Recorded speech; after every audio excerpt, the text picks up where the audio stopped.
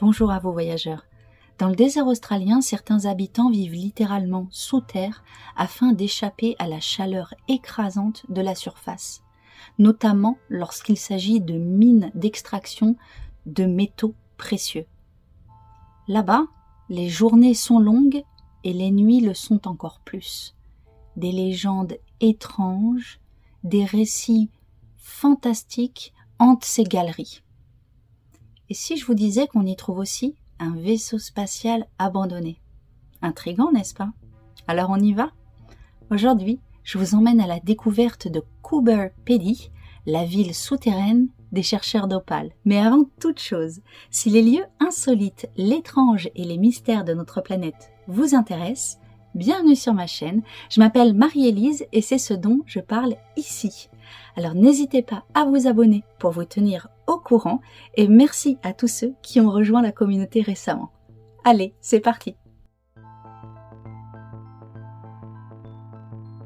Si comme moi vous êtes fasciné par les cristaux, comment ne pas rêver à l'évocation des opales de feu?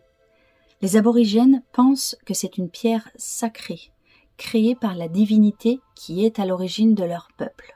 Selon leur légende, elle descendit sur terre sous forme d'un arc-en-ciel qui donna ensuite des reflets scintillants à toutes les opales du pays. D'ailleurs, ils appellent l'opale le serpent arc-en-ciel. Coober Pedy est situé en plein désert australien dans le sud de l'Australie, à mi-chemin entre Adélaïde et Alice Springs. C'est une ville qui est célèbre pour quelque chose de très particulier. En effet, ses habitants vivent sous terre. C'est un des endroits les plus chauds et les plus arides du monde. La température peut atteindre 45 degrés. On parle même de pics à 49 degrés Celsius. C'est énorme et on a besoin de se protéger. Les habitants qui sont arrivés au début du XXe siècle ont donc décidé de creuser des maisons sous terre qu'on appelle aujourd'hui des dugouts, du verbe anglais to dig out qui veut dire creuser. Coober Pedy est connu pour être la capitale mondiale de l'opale. À savoir que la première opale fut découverte en 1915 par Willie Hutchinson, un jeune adolescent qui avait 14 ans et dont le père faisait partie d'un groupe de prospecteurs d'or. Le nom Coober Pedy vient d'un terme aborigène qui signifie l'homme blanc dans le trou, et en aborigène, il prononce Coober Pedy. Sous ces galeries, certains parlent de trésors cachés et bien sûr de phénomènes étranges. Si je vous dis que la plupart des mines d'Australie sont hantées, eh bien, vous ne serez pas surpris. En effet, le travail est harassant, il peut principalement être fait de nuit, car de jour c'est trop dur, et les hommes sont seuls dans des tunnels très fatigués, parfois en contact avec des substances chimiques pour procéder à l'extraction. Les cas d'hallucination sont très nombreux et les récits de rencontres étranges le sont bien évidemment aussi. Certains affirment même avoir vu des ombres les suivre dans les galeries ou entendu des chuchotements étranges. Mais en fait, ce qui choque le plus quand on arrive à Coober Pedy, c'est vraiment le fait que c'est un territoire complètement aride, tellement aride que de nombreuses personnes parlent d'un paysage de désolation carrément apocalyptique. Rien ne laisse présager à l'arrivée de ce qu'il y a sous nos pieds. Les habitations troglodytes sont très bien cachées, très bien intégrées, mais aussi très avancées. Les touristes de passage à Coober Pedy peuvent voir de très nombreux établissements souterrains. Il y a bien sûr un musée, des hôtels avec des chambres creusées à même la roche qui font le plaisir de tous ceux qui y passent pour la première fois. Il y a aussi bien sûr des murs d'opale puisque c'est l'endroit où on trouve le plus d'opale. Il y a aussi plusieurs églises, dont une église catholique, une église orthodoxe serbe où les anges ont été sculptés à même la roche, et il y a des musées, des hôtels, enfin il y a plein de choses finalement sous terre. Mais au-delà de la modernisation forcée d'un territoire complètement sauvage, la terre semble se rappeler régulièrement à l'esprit de ceux qui y vivent. Et ce fut le cas pour cet homme qui nous raconte cette histoire pour le moins surnaturelle qu'il a vécue dans une mine à l'est de l'Australie qui s'appelle la Channar Mine. Alors son travail était de boucher les trous et de lisser le sol en fait pour le passage des bulldozers et des engins de levage. Il raconte d'ailleurs dans son anecdote que changer juste une roue ça peut coûter jusqu'à 35 000 $. Donc autant vous dire que c'est très important de maintenir les routes en très très bon état. Alors qu'il fait le tour du site à son arrivée avec son superviseur, son responsable, celui-ci lui montre un énorme caillou, un gros rocher, et lui dit qu'il ne faut pas trop s'en approcher. Lui-même d'ailleurs reste à une distance raisonnable. Le narrateur, appelons-le Jerry, puisqu'en fait il ne donne pas son nom, Jerry lui demande alors pourquoi. C'est là que commence l'incroyable histoire de ce caillou qu'on appelle Dwayne. Alors évidemment, il a été nommé Dwayne en référence à Dwayne The Rock Johnson, l'acteur. Et effectivement, ce caillou semble avoir une histoire étrange. Cette énorme roche, ce gros caillou en fait, a été découvert dans les années 70. À l'époque, bien sûr, il ne s'appelait pas Dwayne The Rock Johnson, il a porté plusieurs noms successifs. Alors ceci dit, pour la bonne concordance de l'histoire, je vais quand même vous préciser en détail, parce qu'il a fallu que nous fassions quelques recherches, qu'en fait la mine de Channar en question, celle dont on parle où il y a le caillou nommé Dwayne, elle fait partie du site de Pilbara, et ce site comprend à la fois la mine de Channar et la mine de Paraburdu. Ce site de Channar a commencé à être exploité en 1966, mais l'exploitation industrielle n'a commencé que dans les années 90, raison pour laquelle l'entreprise où travaille Jerry, qui est une méga corporation pour l'extraction de fer, n'existe que depuis 90. En général, on dit que la mine a ouvert dans les années 90, mais elle était connue depuis 1966, et ce caillou aussi justement. Cette pierre, cette roche massive a été mise de côté quand le filon a commencé à être creusé dans le sol. En fait, c'est une roche tellement massive qu'il faut 2 bulldozers pour la déplacer. Et là, son superviseur lui explique que parfois, la pierre se retrouve à l'entrée du tunnel bloquant le passage. Old Jerry, c'est un peu son entretien d'embauche, ou en tout cas ses premières heures sur le site, il y prête pas vraiment attention. Mais en commençant à travailler régulièrement sur le site, il se rend compte qu'effectivement, il y a quelque chose d'étrange avec ce caillou qui se déplace. On peut le retrouver à l'entrée du tunnel, bloquant donc toutes les équipes pour accéder à la mine, jusqu'à 3 fois par semaine. Et il se rend compte que ça rend son superviseur complètement fou. Il faut 2 bulldozers 4 D10, Caterpillar de la marque D10, pour déplacer ce caillou. Et en fait, à chaque fois qu'il est retrouvé devant l'entrée de la mine, il faut prendre 2 bulldozers, le déplacer en le tirant tout doucement ou en le soulevant, et en fait le remettre en place, ce qui leur fait perdre un temps monumental. Et surtout, de là à penser que ce soit un plaisantin qui le déplace, ça ils en doutent énormément, car pour déplacer cette pierre, comme ils arrivent à la retirer, il faudrait que quelqu'un arrive sur le site à choper 2 D10 et donc ça soit au moins 2 personnes, qu'ils aillent chercher le caillou, qu'ils le mettent en place, qu'ils remettent en place les bulldozers, et ce sans que personne ne les voit jamais, ce qui est quasiment impossible car le travail est 24 heures sur 24 sur la mine, même si dans la journée c'est un peu plus difficile, il y a toujours des gens sur place. Donc en fait 2 personnes qui empruntent régulièrement un bulldozer, 2 bulldozers pour déplacer ce caillou, ça paraît complètement dingue.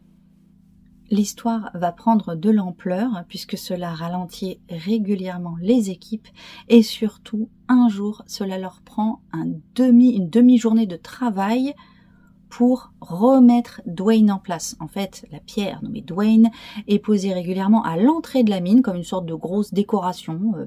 Elle est posée là puisqu'on n'arrive pas à la casser et le superviseur pense à tort ou à raison que quelqu'un lui veut du mal, puisqu'en fait, il cherche à ralentir ses équipes et donc à dégrader la qualité de son travail, puisqu'en fait, il est en charge qu'un maximum de fer soit extrait chaque jour de la mine. Et en fait, ralentir des équipes ainsi, c'est pas possible. Un jour, alors que Dwayne a été déplacé une ultime fois à l'entrée de la mine, il demande à ce qu'on le dépose en ville et ne reviendra jamais, laissant son poste vacant. Jerry, quant à lui, continue son travail normalement à la mine. Et un jour, alors qu'il devait finir à minuit, il finit son travail un peu plus tôt, vers 9h30. C'est alors qu'il décide d'aller faire un petit tour et d'aller voir Dwayne. Il prend donc un de ses gros camions, il va jusqu'à la pierre qui n'est pas très loin puisqu'elle est à l'entrée du site, dirige les phares de son camion vers le caillou, descend et décide d'aller le voir. La première réflexion qu'il se fait est que ce caillou est étrangement froid. Alors c'est une réflexion logique pour lui parce qu'effectivement quand les températures de la journée montent au-delà de 45 degrés, parfois je vous l'ai dit 49 degrés Celsius, la nuit, même à 2 heures du matin, il fait encore 35 degrés. La Terre emmagasine la chaleur et à ce moment-là, ça lui paraît pas très logique que Dwayne soit froid. Il s'approche, il regarde la surface, il note aussi que la surface est une sorte, fait comme une sorte de croûte, il décrit lui-même une sorte de M&M's, le dessus est gris et l'intérieur est noir, très noir, très dense, cette pierre semble extrêmement dure. C'est alors à ce moment-là qu'il décide de faire le tour du rocher pour voir un petit peu l'intégralité de sa structure. Il passe derrière le rocher, donc il ne voit plus les phares de son véhicule qui sont de l'autre côté, continue à marcher, contourne, puis au bout de 20-30 secondes, ne voit pas son véhicule réapparaître. Donc il dit qu'est-ce que j'ai fait ? Je me suis trompé, il se dit qu'il s'est trompé, qu'il a mal contourné, il est un peu étonné, il retourne dans l'autre sens pour rejoindre son véhicule, c'est là qu'il ne le voit toujours pas. Il commence à être un petit peu désarçonné, il sait que le rocher est massif, mais pas au point de devoir en faire le tour pendant aussi longtemps. Il regarde sa montre pour savoir l'heure qu'il est, sa montre ne marche pas. Bon, là il sait que c'est une montre d'occasion et ça arrive parfois que sa montre, elle se dérègle ou elle s'arrête, il s'en inquiète pas trop, il continue à essayer de faire le tour et à un moment, il se dit, il faut que je reprenne mes esprits, il faut que je m'arrête, là je dois être en train d'halluciner, j'ai un moment de panique, il faut que je m'arrête pour réfléchir. Comme il le dit lui-même, bien évidemment, pile poil à ce moment-là, sa lampe frontale s'éteint. Et lui-même le dit dans son récit, il dit, et évidemment, c'est là que ma lampe frontale s'éteint. Vous savez tous comment ça se passe quand on a un moment de panique, quand il se passe quelque chose qui nous semble vraiment très étrange, c'est là que les instruments lâchent. Il va reprendre ses esprits et sa respiration pendant ce que lui décrit comme étant environ 5 minutes. C'est peut-être un peu moins avec la panique. Parfois on a l'impression d'avoir une sensation de temps un peu déformée. Tout ce qu'il sait, c'est qu'il entendait toujours le moteur de son véhicule qui tournait. Donc en fait, son véhicule était toujours bien là, juste pour une raison qui là tout de suite nous échappe, il paniquait en faisant le tour du rocher. C'est alors qu'il se relève, après avoir repris sa respiration, commence à contourner à nouveau Dwayne, voit son véhicule, et là, pris de panique, monte dedans et il s'enfuit. Il va retourner jusqu'au QG de son travail, c'est-à-dire où sont les autres équipes pour faire le shift, le passage d'équipe. L'équipe lui dit « Ah bah tiens, puisque t'as fini un petit peu plus tôt, viens nous montrer ce que t'as fait. » Il dit « Non, certainement pas. » Et il repart immédiatement chez lui. On peut comprendre en fait ce sentiment de Dwayne. Je pense que ça vous est arrivé, ça nous est peut-être tous arrivé. Ce moment d'incompréhension, de panique, où une frayeur froide nous prend et où en fait malgré notre raison et où on se dit qu'en fait effectivement il y a peut-être rien, on n'y peut rien, on a super peur et il faut qu'on s'en aille. Là je pense que c'est une sorte de rush d'adrénaline, un rush de peur qu'il a pris et il est reparti. Il reviendra sur le site, il aura d'autres échos, d'autres témoignages d'événements étranges entourant Dwayne et cette mine, mais ce moment l'a marqué tout particulièrement. Je sais pas pour vous, mais moi ça m'évoque cette idée qu'en fait le rocher Dwayne cherchait à arrêter l'extraction de minerais, qu'il se plaçait là, pour une raison ou pour une autre, pour empêcher les hommes de creuser encore et encore la terre et de la piller. D'ailleurs, dans ses autres témoignages, puisqu'en fait il a fait plein de témoignages sur le sujet, il explique qu'il y a des phénomènes probablement, enfin moi que j'interprète comme géomagnétiques, mais enfin mes termes sont peut-être pas exacts, qui arrivent régulièrement dans cette mine, notamment le fait que des personnes ne voient pas bien le temps passer. Ils ont l'impression qu'il passe 5 minutes, mais en vrai, 1 heure s'est passée. Ça, on peut l'expliquer de façon psychologique. Il parle aussi de témoignages de lévitation d'objets. Et là encore, cela me refait penser à un phénomène géomagnétique. Et pourquoi je vous dis ça? Parce qu'en fait, la mine de Chanard est une mine d'extraction de minerais de fer. Il y a du fer partout. Pour vous donner une idée, en 2010, le site de Chanard avait estimé sa production à 50 millions de tonnes de fer dans l'année. Et en 2015, donc 5 ans plus tard, l'Australie affirmait avoir sorti une production de fer de 714 millions de tonnes. C'est énorme, c'est tout bonnement inimaginable la quantité de métal qui est sortie de ce sol. Je trouve que ça donne une image du pillage massif de ce territoire qui non seulement doit être un vrai gruyère, mais à qui finalement on retire une partie de son âme en lui enlevant tout ça. Parce qu'en fait, il n'y a pas que du fer qui est extrait de l'Australie, il y a aussi de la bauxite, du diamant, de l'or, du zinc, du magnésium, du nickel, de l'émeraude, de la topaze, du jade. On est en train de piller un continent qui est peut-être une de nos plus belles ressources naturelles au monde. Et justement, cette question de la préservation de la terre m'a interpellée. Il faut savoir qu'en fait, en Australie, il y a des peuples aborigènes. Alors, vu de France, on n'est pas très au fait de ces tribus-là. On connaît bien les Indiens d'Amérique, les natifs d'Amérique du Nord. On sait aussi qu'il y a encore des tribus en Afrique, mais on pense rarement à parler de ces aborigènes australiens qui seraient le plus ancien peuple primitif vivant encore de façon primitive de nos jours et qui vit encore sur le sol en Australie. Et quand je dis primitif, c'est-à-dire qu'ils n'ont pas changé de mode de vie depuis des milliers d'années. Parce qu'en fait, il faut quand même savoir que les Indiens d'Amazonie, donc cette fois d'Amérique du Sud, ont des téléphones portables, même s'ils ont encore des méthodes de vie traditionnelles. Là, les aborigènes vivent complètement dans la nature, sans aucune technique moderne, à tel point qu'on demande aux touristes et aux habitants d'Australie que s'ils trouvent ce qu'ils appellent des monticules miniers aborigènes, c'est-à-dire littéralement des affleurements de pierres dans le désert où on peut voir qu'en fait des morceaux de pierre ont été enlevés pour réaliser des sortes de silex. Excusez-moi, mes termes sont pas corrects, mais ils extraient de la pierre pour en faire des outils. On leur demande, quand ils trouvent des endroits comme ça, de ne surtout pas les toucher afin qu'ils puissent être répertoriés et protégés. Ces êtres humains vivent encore complètement de manière sauvage, primitive et finalement pure, tellement proche de la terre qu'il y a encore des endroits qu'ils touchent et dont ils se servent à préserver. Il faut savoir qu'il y a environ 600 peuplades aborigènes différentes qui sont répertoriées en Australie.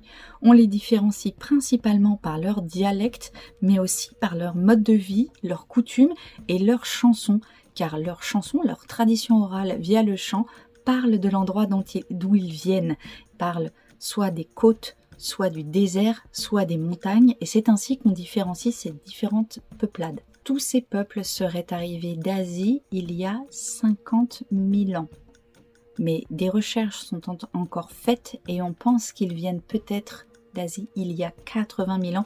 On est en train de faire des recherches pour savoir si les premiers peuplements de ce continent ne remontent pas à bien plus tard que ça. Et l'extraction de minerais, l'extraction des ressources naturelles est bien évidemment une énorme menace pour leur habitat naturel, pour la préservation non seulement de l'endroit où ils vivent, mais aussi de leurs ressources à eux quotidiennes. Un bel exemple de cela, enfin un bel exemple, un triste exemple selon la façon dont on l'explique, c'est qu'en 2013, le gouvernement australien a autorisé une entreprise minière à détruire un endroit qui s'appelait les gorges de Juukan pour l'exploitation du fer. Alors ce site avait en fait des traces d'habitation par l'homme sur place datant d'il y a 46 000 ans. Et en fait, il y avait 7000 objets qui étaient présents sur place, datant d'il y a 28 000 ans, donc un peu plus récent que le premier établissement des populations. Ce site a été définitivement perdu afin que les hommes puissent extraire encore du minerai, donc là du fer aussi, pour leurs besoins de richesse. Des recherches ont continué à être menées sur le site après son explosion. Oui, je dis explosion puisqu'en fait, le site n'a pas été creusé, il a littéralement été anéanti grâce à des explosifs qui sont utilisés pour casser les surfaces de roches et avancer plus loin dans les exploitations minières. Là, en l'occurrence, c'était encore du fer. Je trouve que cette anecdote, elle a quand même un goût amer.